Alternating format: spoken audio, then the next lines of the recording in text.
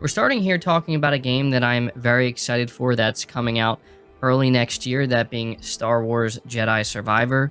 We have some new information on the game that I think really lets us know how much further they're taking the combat as well as other aspects of this game.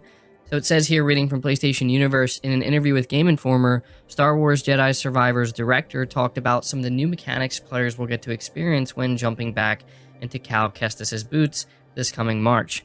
Combat, for example, already seems to be far deeper than that of the first game, with Cal now being able to switch between 5 distinguished stances, each appropriate for different circumstances. We have 5 fully realized stances in the game. A lot of it depends on the enemy that you're coming across.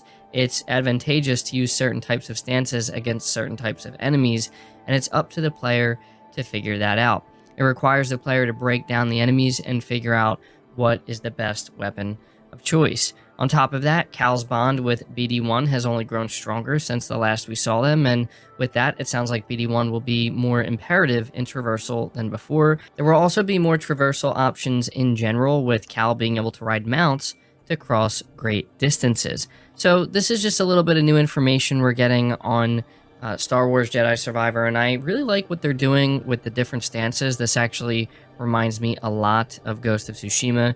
Anybody who's played that game, you know that one of the biggest mechanics in the combat has to do with the different stances. So it really sounds like they're, trying to do a lot more with the game this time around. And it's also very interesting to me that you're going to be able to actually ride mounts to traverse long distances. I don't think this is an open world game, but it sounds like it's going to be more of a wide linear game.